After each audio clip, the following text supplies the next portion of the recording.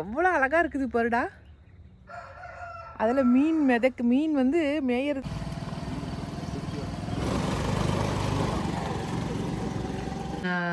துவரம்பருப்பு, கடலப்பருப்பு, அதுக்கப்புறம் உளுத்தம்பருப்பு, மிளகு வந்து கம்மியாக போட்டு சூப்பராக மிளகாயை காஞ்சிருச்சிங்க. நாங்கள் வந்து மிளகாயை வறுக்க மாட்டோம், அப்படியே மொறுன்னு காய வச்சு அப்படின்னு சொல்லி சொன்னாராம். அவருடைய பக்தியை பார்த்து அவர் மெய் சிலிர்த்து அப்படியே 2 பேரும் ஆற தழுவிக்கிட்டாங்க.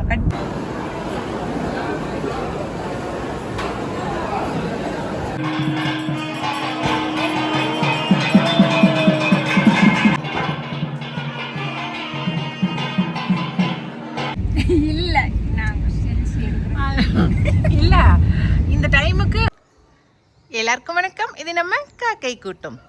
என்ன அழகா சூரியன் உதயமாகறான் பாருங்க. அப்படியே ஏற்காட்டில் இருக்கிற மாதிரி இருக்கு. அப்படியே பனியா இருக்குது, அப்படியே சூப்பரா இருக்குது. ஆனா வெளியில வந்தா காதெல்லாம் ஜவ்வுன்னு அப்படியே அடைக்குது. அவ்வளோ அழகா இருக்கு. இந்த பனியில நம்ம விகாஸ் தம்பி வந்து பூ பறிக்கிறதுக்கு போயிருக்காரு. அதான் உங்ககிட்ட காட்ட போறேன். ஏன்னாக்கா ஐயப்ப மலைக்கு மாலை போட்டார் இல்லையா, அப்பையிலேருந்து தம்பி வந்து ஒரு நல்ல பழக்கம் பழகியிருக்காரு.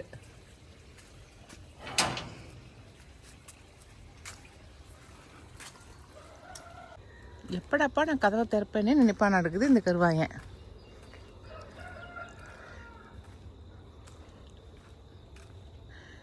இல்லை முழுசா முக்காடு போட்டுட்டு போய் பூ பறிச்சுட்டு இருக்கிறா. காத்து வருதா? ஆவி வருது. ஏற்காட்டில் வர மாதிரி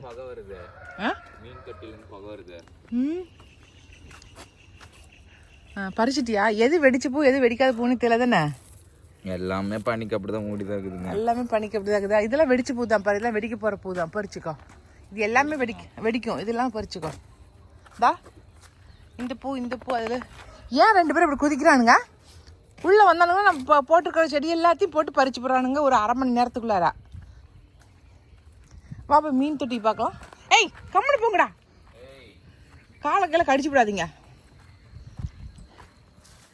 மீன் தொட்டியில் ஏதோ ஆவி வருதான், காற்று வருதான், பார்க்கலாம். ஐயோ சூப்பரு. ஆமாங்க, சொன்ன மாதிரியே அப்படியே இந்த ஏற்காட்டில் ஏரியில் வரும்ல அது மாதிரி வருது பாருங்க. சூப்பர். மீன் புகை வர்றது உங்களுக்கு தெரியுது என்னன்னு தெரியல. தெரியுது. இப்போ அப்படியே படந்து போகுது புகை. சூப்பர். சே எவ்வளோ அழகாக இருக்குது பாருடா. அதில் மீன் வந்து மேயறது. மேலாப்புலேயே மீன்லாம் இல்லை மேயுதுடா. அழகு. ஆனால் நான் தான் பனின்னு சொல்லிட்டு வெளில வரதே இல்லை. ஆனால் வெளில வந்து பார்த்தா தான் தெரியுது எவ்வளோ அழகுன்னு.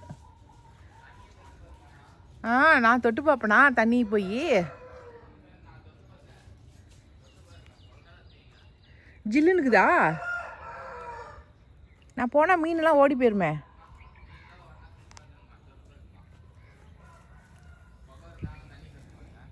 தண்ணி விதனுக்குது. ஏன் அத்தனை தண்ணி? நான் கூட புகை போகிறதுனால தண்ணி ஜில்லுன்னு இருக்குன்னு நினைச்சேன். தண்ணி ஜில்லுன்னு இல்லடா, விதன்னு இருக்குது.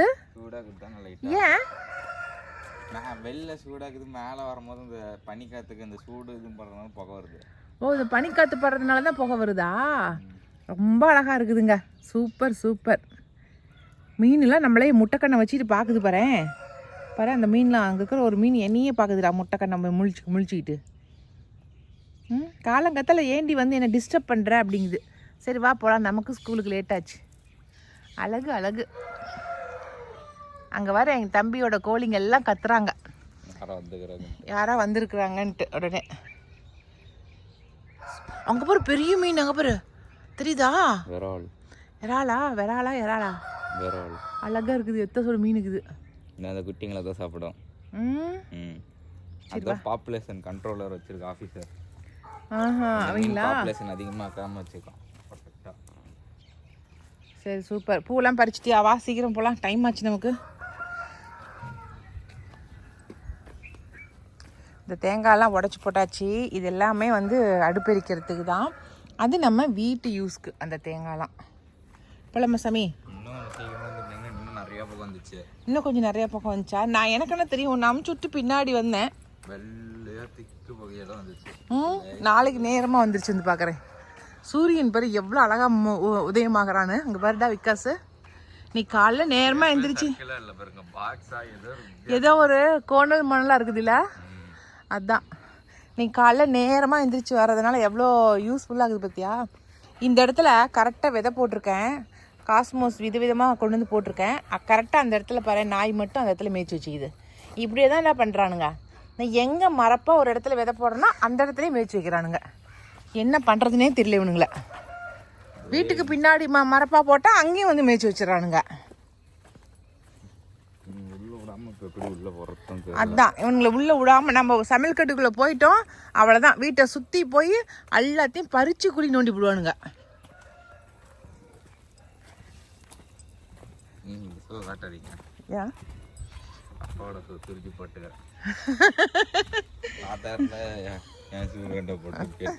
ஏன் எனக்கு என்னோட ஷூவை கூட விட மாட்டீங்களாடா அப்படின்னு கேட்பாரு. ஏண்டா என் ஷூ இருக்குது, இது குமிஞ்சு போட தேவையில்ல, அப்படி கட்சு மாதிரி இருக்குது. அப்ப மாட்டி விடுறேன், இது மாட்டி விடுவேன். இப்போ நான் வர ஸ்கூல்லாக போடாமல் வந்துட்டேன். பண்ணி அப்படியே தலையில் விடு விடு விடுன்னு இறங்குது. மாலை போட்டதுலேருந்து இப்போ வரைக்குமே வந்து ரெகுலராக வந்து காலையில் சாமி கும்பிட்டுறாரு. இன்னொரு வேலையும் செய்கிறாரு. அது என்னன்னாக்கா கீழே படுத்துக்கிறாரு. முன்ன வந்து ஒரு வேஷ்டி விரிச்சுட்டு கீழே படுத்திருந்தார் மாலை போட்டிருந்தப்ப. இப்போ வந்து பாய் விரித்து கீழே படுத்துக்கிறாரு. இது 2 பழக்கத்தையும் இப்போ கண்டினியூவாக செஞ்சிட்ருக்காரு. எனக்கு உண்மையிலுமே ரொம்ப சந்தோஷம்தான். சரி படுத்துக்கிட்டும், கீழேயே தரையில் படுக்கிற வரைக்கும் ரொம்ப நல்லது தானுங்களா. அது பாயில் படுக்கிறது ரொம்ப நல்லது உடம்புக்கு. அதனால சரி படுத்துக்கிட்டுன்னு சொல்லி விட்டுட்டேன் நானுமே.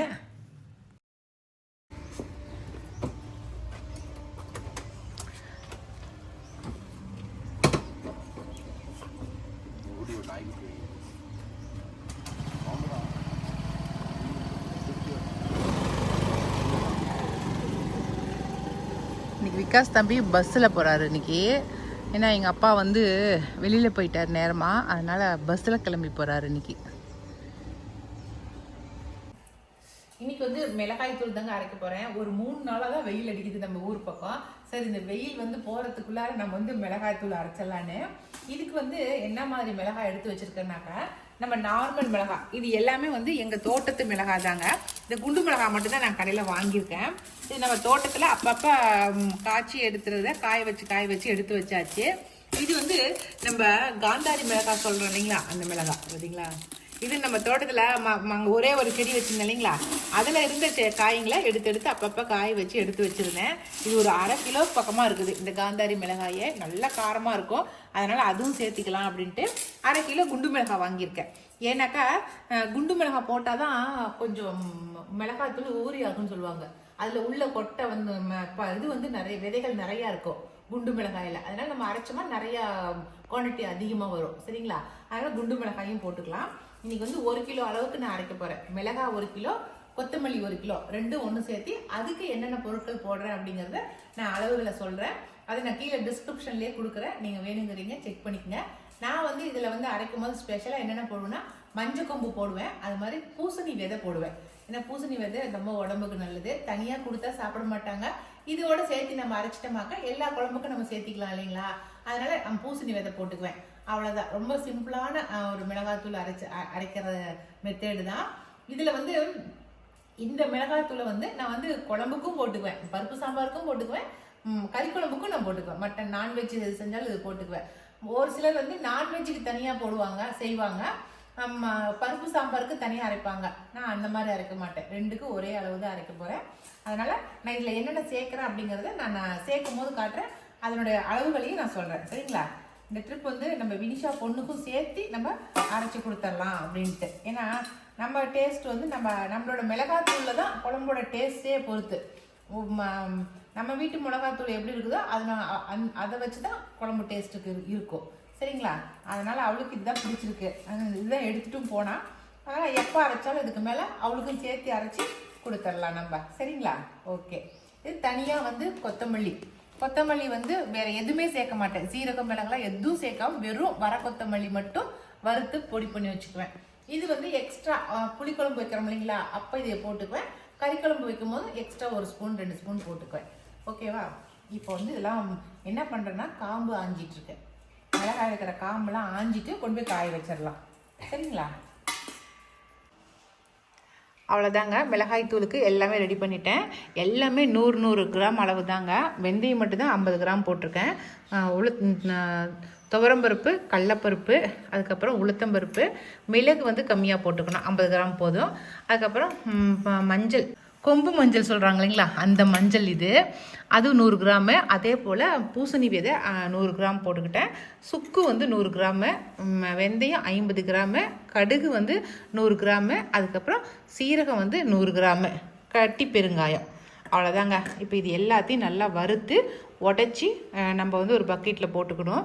எதை உடைக்கிறோம்னாக்கா இந்த மஞ்சளையும் இந்த சுக்கையும் உடச்சி கொடுக்கணும், மற்ற எதையும் உடைக்க தேவையில்லை. இது ரெண்டும் உடைச்சிட்டு நம்ம மிளகாயை அப்படியே போட்டுக்குவேன். மிளகாயை வறுக்க மாட்டேன், மிளகாயை அப்படியே போட்டுக்கலாம். கொத்தமல்லியை வறுத்தாச்சு பாருங்க, சூப்பராக கொத்தமல்லி வறுபட்டாச்சு. வறுத்து சூடாக இருக்குது நல்லாவே. அவ்வளோதாங்க, கொத்தமல்லி வறுத்தாச்சு. அதையும் வறுத்துட்டு எல்லாம் ஒன்றா சேர்த்து நம்ம அரைச்சிட வேண்டியது தான். இன்றைக்கி ப்ராசஸ் எங்களுக்கு இதுதான் முக்கியமான வேலையே. எல்லாத்தையும் அரைச்சி ஒன்றா கொண்டு கொட்டும் போது காட்டுறேன். ரொம்ப கலராக வறுத்துடாத, ரொம்ப லைட்டாக வறுத்துடாத, வாசம் வர அளவுக்கு வரும். அப்போ தான் நல்லாயிருக்கும். எல்லாத்தையும் எடுத்து அடுக்கி வச்சுட்டா வறுக்கிறதுக்கு. கடுகுலாம் படப்படன்னு வெடிக்கணும். சரியா? வாசம் வரலின்னா நல்லா இருக்காது. சரி, ஒன்றுனா வறுக்கட்டும். அது வறுக்கக்கூடாது, அந்த கல் வச்சு உடச்சிக்கலாம் கடைசியாக. இதையும் தான் சுக்குன்னு தான் உடைக்கணும். ஆமாம், தூள் பண்ணிக்கலாம். சூப்பராக மிளகாயை காஞ்சிருச்சிங்க. நாங்கள் வந்து மிளகாயை வறுக்க மாட்டோம், அப்படியே மொறுன்னு காய வச்சு அப்படியே வந்து நுணுக்கி விட்டு போட்டுருவேன். அதனால் மிளகாய் நல்லா காஞ்சிருச்சு. இன்றைக்கி வந்து எடுத்து இப்போ கொட்டிடலாம். அவ்வளோதான், எடுத்து கொட்டுத்துலக்கா. காம்புங்களை ஆஞ்சி விடணும், அதுக்கு தான் இப்போ எடுத்து காஞ்ச காம்புங்களை தெரியறதெல்லாம் எடுத்து ஆஞ்சிட்டு உட்காந்துருக்குறோம்.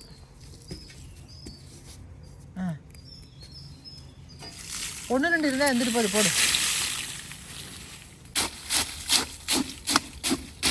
வறுத்து வச்சது எங்கே கீரை உள்ள.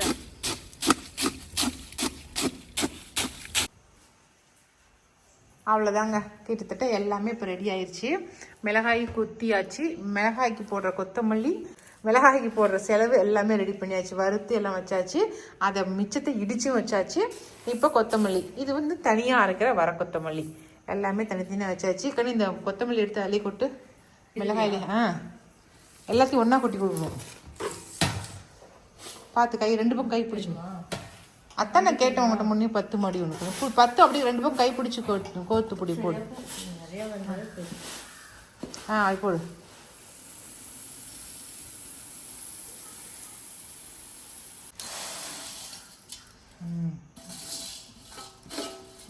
அவ்வளோதான். இப்போ இதை அப்படியே மூடி போட்டு கொடுத்துட்டோமா அரைச்சிட்டு வந்துடுவாங்க.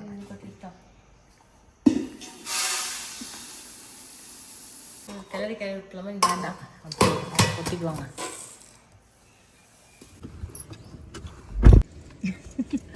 எல்லாருமா சேர்ந்து இப்போ எங்கே போகிறோம் அப்படின்னாக்கா, அனுமன் ஜெயந்திக்கு வந்து ஆஞ்சநேயர் கோயிலுக்கு தான் இப்போ கிளம்பி போயிட்டுருக்கோம். வண்ணவல் ஃபேமிலி எல்லாருமே இப்போ இன்னைக்கு போய் சாமி கும்பிட்டு வந்தரலாம் சொல்லிட்டு எல்லாமே அங்கே மதிய சாப்பாடும் போடுறாங்க.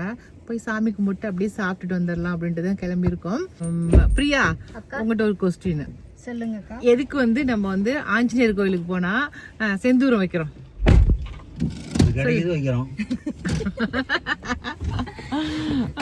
என்னத்துக்கு வைக்கிறீங்க? அது கிடைக்குது வைக்கிறோம். கிடைக்கிறதுல குடுக்குறாங்க வைக்கிறீங்க. அதுக்கு ஒரு கதை இருக்குது. ஏன்னா நம்ம ஆஞ்சநேயர் கோயிலுக்கு போறோம் இல்லையா, அதனால ஆஞ்சநேயரை பத்தி ஒரு சில விஷயமா நம்ம தெரிஞ்சுக்கணும் இல்ல, அதுக்காக தான் கேக்குறேன் நான் உங்களை. சொல்லுங்க. எனக்கு ஆஞ்சநேயர் சின்ன வயசுல இருக்கும்போது எங்க அம்மா சொல்லி கொடுத்துச்சு. என்ன சொல்லுது? ராமதூதாய வாயுபுத்ராய லங்காபுராய சீதாவரபுராய ஸ்ரீராமச்சந்திராய வசி வசி வசி வசின்னு சொல்லி கொடுத்துச்சு. அது வந்து ஸ்லோகம். அது வந்து நமக்கு ஏதாவது கெட்ட கனவு வந்துச்சுனாக்கா நம்ம அந்த ஸ்லோகத்தை சொல்லிட்டு 3 ட்ரிப் சொல்லிட்டு நம்ம படுத்துக்கணுமா, அந்த இது வராது, கெட்ட கனவு வராதுன்னு சொல்லுவாங்க. தினமுமே நம்ம வந்து ஒரு 3 ட்ரிப் அந்த ஸ்லோகத்தை சொல்லிட்டு நம்ம படுத்துக்கணும் நம்ம. சரிங்களா? கெட்ட கனவு டெய்லி தான் வருமே. எவ்வளோ கல்யாணம் பண்ணணும், கெட்ட கனவு வராது இருக்குமா? இந்த வீடியோ முடிஞ்சதுக்கு அப்புறம் நீ என் கூட இருக்கணும், அது தெரியுமா? ஓகே, அது ராமருக்கு பிடிச்ச ஏதோ ஒன்று நீங்களா சொன்னீங்க. இல்லையே, நான் அந்த கதை உனக்கு சொல்லவே இல்லை. என்ன எதுக்காக வந்து நம்ம வந்து செந்தூரம் வைக்கிறோம் அப்படின்னாக்கா, சீதாம்மா வந்து அசோகவனத்துல இருக்கும்போது நெத்தியில வந்து வகுடுல வந்து குங்குமம் வச்சுக்குவாங்களாம். அசோகவனத்துல இருக்கும் போதுன்னு இல்லை, பொதுவாகவே பெண்கள் வந்து நெத்தியில வகுடுல வந்து குங்குமம் வச்சுக்குவாங்க. அது எதுக்காக வச்சுக்கிறோம்? வீட்டுக்காரோடைய ஆயில் வந்து நீண்ட ஆயில் இருக்கணும் அப்படிங்கிறதுக்காக தான் நெத்தியில வந்து குங்குமம் வச்சுக்கிறோம் நம்ம. அது இல்லாமல் நம்ம கல்யாண பெண்ணு அப்படிங்கிறத தெரியப்படுத்தணும் அப்படிங்கிறதுக்காக தான் வைக்கிறோம். அப்போ வந்து அதை பார்த்துட்டு இருந்த அனுமர் கேட்டாராம், அம்மா ஏன் நீங்க நெத்தியில குங்குமம் வச்சுக்கிறீங்கன்னு கேட்கும்போது, நான் நெத்தியில வச்சுக்கிறதுனால ராமருடைய ஆயில் நீண்ட ஆயிலுக்கு அவருக்கு இருக்கும், அதுக்காக தான் வச்சுக்கிறேன் அப்படின்னு சொல்லி சொன்னாங்களாம். உடனே அனுமாருக்கு வந்து அனுமாரை மிஞ்சின பெருமாள் பக்தன் கிடையவே கிடையாது, ராம பக்தன் கிடையாது உலகத்துல. அப்படி அதனால வந்து அவர் என்ன சொன்னாரா, உடனே என்ன பண்ணாரா, வேக வேகமா போயிட்டாராம். அங்கிருந்து போனவர் உடம்பு ஃபுல்லா குங்குமத்தை எடுத்து பூசிக்கிட்டாராம். அது செந்தூரத்தை எடுத்து பூசிக்கிட்டாராம். குங்குமத்தை வந்து வெண்ணெயில கலக்கணும், அதுதான் செந்தூரம். சரியா? எல்லாம் உடம்பு ஃபுல்லா பூசிக்கிட்டு சபைக்கு வந்தாராம், அரசபைக்கு வந்தாராம். அப்ப இருக்கிறவங்க எல்லாரும் பார்த்து சிரிச்சாங்களாம். ஆனா ராமர் வந்து சிரிக்கலையாம். ஏன், என்ன அனுமார் இந்த மாதிரி பூசிட்டு வந்திருக்குன்னு கேட்டவனே. அப்ப சொன்னாரா, இந்த மாதிரி சீதாம்மா வைக்கிற அந்த சின்ன குங்குமத்துல உங்களோட ஆயில் நிறைய இருக்குதுன்னு சொன்னாங்க. அப்ப நான் உடம்பு ஃபுல்லா பூசிக்கிட்டா உங்களுக்கு நிறைய ரொம்ப அதிகமான ஆயில் இருக்கும் இல்லையா, அதுக்காக தான் நான் பூசிக்கிட்டேன் அப்படின்னு சொல்லி சொன்னாராம். அவருடைய பக்தியை பார்த்து அவரு மெய்சிலித்து அப்படியே ரெண்டு பேரும் ஆற தழுவிக்கிட்டாங்க, கட்டி பிடிச்சிக்கிட்டாராம். நிறைய போஸ்டர்ல பாரு அனுமாரும் ராமரும் கட்டி பிடிச்சிருக்கிற மாதிரி இருக்கும். அப்ப அனுமார் மட்டும் ஒரு கலரா இருப்பாரு, ராமர் ஒரு கலரா இருப்பாரு. அது வந்து என்ன போஸ்டர்னா எப்பனா அந்த சமயத்துல அவங்க ரெண்டு பேரும் கட்டி பிடிச்சிட்டதுதான், ஆற தழுவி கட்டி பிடிச்சிக்கிட்டாராம். அதனாலதான் நம்ம வந்து அனுமார் கோயிலுக்கு போனா, ஆஞ்சநேயர் கோயிலுக்கு போனா அவருக்கு பிடிச்ச அந்த வெண்ணெய் அந்த இதையும் கலக்கி அதை வந்து நமக்கு நெத்தியில செந்தூரமா கொடுக்குறாங்க. இன்னைக்கு இன்னைக்கு இது வந்து உனக்கு ஒரு இது தெரிஞ்சுக்கிட்டியா? அனுமாரோடைய இதுல வர்றதுல ஆஞ்சநேயருடைய கதையில வர ஒரு சின்ன ஒரு விஷயம் இன்னைக்கு நீ தெரிஞ்சுக்கிட்ட. ஓகே, என்ன தெரியுது? நெத்தியில குங்குமம் வச்சுட்டா இந்த வடுல நமக்கு கிடைச்ச அடிமை நீண்ட நாள் நமக்கு அடிமையா இருப்பாரு, அது கூட தெரிஞ்சுக்க. இல்ல இவனுடைய இது, ஆனா பொதுவா அதுதான் அர்த்தம். நான் சொல்றதுதான் நீயும் பொதுவான்னு சொல்லி ஒத்துக்கிறேன். ஓகே, பிரியா தெரிஞ்சுக்கிட்ட மாதிரி நீங்களும் தெரிஞ்சிருப்பீங்கன்னு நினைக்கிறேன். நிறைய பேருக்கு தெரியும் இந்த கதை, அவளுக்கு தெரியல. அவளை மாதிரி எத்தனை பேருக்கு தெரியலையோ, தெரியாதவங்க தெரிஞ்சுக்குங்க இது மூலியமா. ஓகே, இப்ப நம்ம கோயிலுக்கு போயிட்டு அங்க சாமி கும்பிட்டு வந்துடலாம். இங்க இருக்கிற வெள்ளாறு, கைகாட்டி வெள்ளாறுன்னு சொல்லுவாங்க, எங்க ஊர் பக்கத்துல ஒரு இடம் இருக்கு. அங்க இருக்கிற ஆஞ்சநேயர் வந்து பாக்குறதுக்கு நம்ம நாமக்கல் கோயில் ஆஞ்சநேயர் மாதிரி இருப்பாருங்க. அவ்வளவு பெரிய ஆஞ்சநேயர் செஞ்சிருக்காங்க. நான் காட்டுறேன் உங்களுக்கு அந்த ஆஞ்சநேயரை.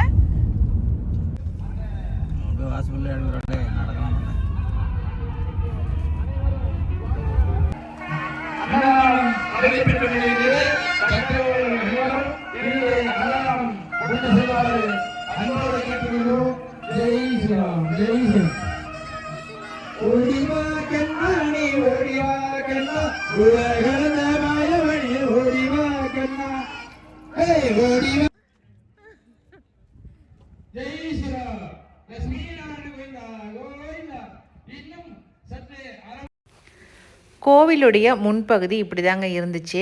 நான் ஏற்கனவே ஒரு முறை போயிருக்கேன், இது வந்து செகண்ட் டைம் நான் போகிறது. கோவிலில் நல்லாவே கூட்டமாக இருந்துச்சுங்க, ஆட்கள் வரவும் போகவும் இருந்தாங்க. சரி நாமளும் போய் சாமி கும்பிட்டுட்டு போயிடலாம் அப்படின்னு சொல்லிட்டு தான் நாங்கள் உள்ளே போனோம். உள்ளே போனதுக்கப்புறம் தான் தெரிஞ்சிச்சு திரை போட்டுட்டாங்க, வந்து தங்க கவசம் வந்து போட்டுறதுக்காக திரை போட்டிருக்காங்க அப்படிங்கிறது எங்களுக்கு அப்போ தான் தெரிஞ்சிச்சு.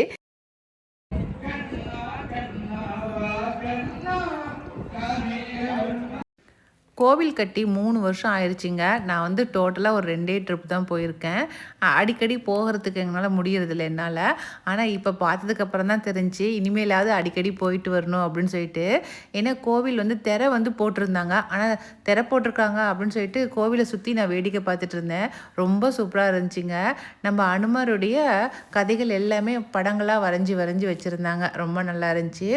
அந்த கோவிலுடைய அறக்கட்டளைக்காரங்க வந்து நம்மக்கிட்ட பேசினாங்க. எல்லாருமே எல்லாருமே ஒரு ஊருக்காரங்க தானங்க நாங்கள் எல்லாருமே, அதனால் எல்லாருமே தெரிஞ்சவங்களா இருந்தாங்க. அதனால் எங்கள் வீட்டுக்காரும் போய் அவங்க கூட பேசிக்கிட்டு அவங்க கூடயே உட்காந்துக்கிட்டாரு. அப்புறம் நானுமே அவங்க கூட பேசிட்டு அதுக்கப்புறம் சரி சாப்பிட்டுட்டு வந்துடலாம், சாப்பிட்டுட்டு வரத்துக்குள்ளே அலங்காரம்லாம் முடிஞ்சிடும், அதனால் நீங்கள் போய் சாப்பிட்டு வாங்கன்னு சொன்னாங்க. அதனால் நாங்கள் சாப்பிட்றதுக்கு நாங்கள் கீழே இறங்கி வந்துட்டோம். சாப்பாடுமே சூப்பராக இருந்துச்சுங்க. காலையில் 7 மணிலேருந்து சாயந்தரம் வரைக்குமே சாப்பாடு போட்டுக்கிட்டே இருந்தாங்க. நாங்கள் போனப்போ வந்து சாம்பார் சாதமும் அப்புறமா கேசரி அப்புறம் கடிச்சிக்கிறதுக்கு வடகம் கொஞ்சம் கொடுத்துருந்தாங்க. அதுவே அவ்வளோ சூப்பராக டேஸ்ட்டாக இருந்துச்சு சாம்பார் சாதமுமே. அதுக்கப்புறம் நாங்கள் சாப்பிட்டு முடிச்சதுக்கப்புறம் போண்டா கொடுத்துருக்காங்க. இந்த மாதிரி அப்பப்போ வெரைட்டியாக மாற்றி மாற்றி கொடுத்துக்கிட்டு தான் இருந்துகிட்ருக்காங்க. எல்லாருக்குமே அங்கே டேபிள் சேரு எல்லாமே இருக்குது. இலை போட்டு உட்காந்து சாப்பிட்ற மாதிரி அங்கே ரெடி பண்ணி வச்சுருக்காங்க. இன்றைக்கி வந்து கூட்டமாக இருக்குங்கிறதுனால பிளேட் கொடுத்துட்டாங்க. எல்லார் கையிலையுமே பிளேட்டில் வாங்கிட்டு போய் உட்காந்து சாப்பிடுங்கன்னு சொல்லி. இதுவே ரொம்ப நல்லா தான் இருந்துச்சு. நாங்களும் எல்லாம் வாங்கிட்டு வந்து ஒரு இடத்துல உட்காந்து சாப்பிட்டோம். நாங்கள்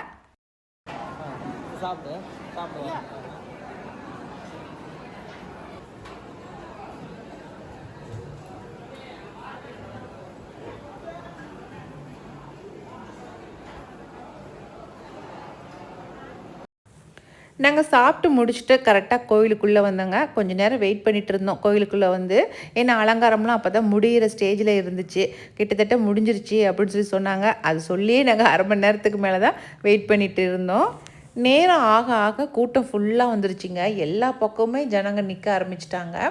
ஏன்னா ஆஞ்சநேயர் வந்து நல்ல பெரிய உருவமாக இருக்கிறதுனால அந்த கோவிலில் நம்ம எந்த இடத்துல வேணாலும் நம்ம நின்று சாமி பார்க்கலாங்க. ஒரே இடத்துல தான் நம்ம நின்று சாமி பார்க்கணுங்கிறதுலாம் இல்லை, எல்லா பக்கமும் நின்று பார்க்கலாம். நம்ம எப்படி நாமக்கல்லில் பார்க்குறோமோ அந்த மாதிரி எல்லாருடைய பார்வையும் கரெக்டாக அந்த ஸ்க்ரீன் மேலேயே இருந்துச்சுங்க. 1 2 3 அப்படிங்கிற மாதிரி எல்லாம் பார்த்துட்டு இருந்தாங்க. டக்குன்னு சாமியோட திரை விளக்குனாங்க. திரைய விளக்குன உடனே வந்து சாமியை பார்க்கறதுக்கு அப்படி ஒரு சூப்பராக இருந்துச்சுங்க. அவ்வளோ பெரிய சிலை அப்படியே தங்க விக்கிரகமாக எங்கள் கண்ணுக்கு முன்னாடி தெரிஞ்சார்.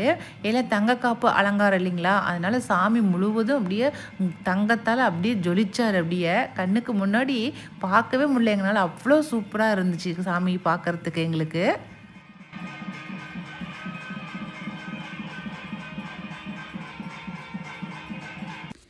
எங்கள் வீட்டுக்கார் வந்து முன்னாடியே போய் நின்றுக்கிட்டாருங்க.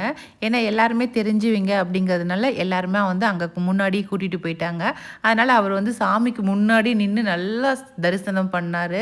அங்கேயே உட்காந்துக்கிட்டார் கொஞ்ச நேரம் சாமி கும்பிட்றதுக்கு. அதுக்கப்புறம் தான் சாமி கும்பிட்டு அவங்க பெரியவங்க எல்லாருமே வந்து சாமி கும்பிட்டு போனதுக்கு அப்புறம் தான் மற்றவங்க எல்லாத்தையுமே அப்படியே லைனாக விட்டாங்க. நாங்களும் போய் அப்படியே சாமி கும்பிட்டுட்டு ஆசீர்வாதமும் வாங்கிட்டு அதுக்கப்புறம் வந்துட்டோம். நாங்கள்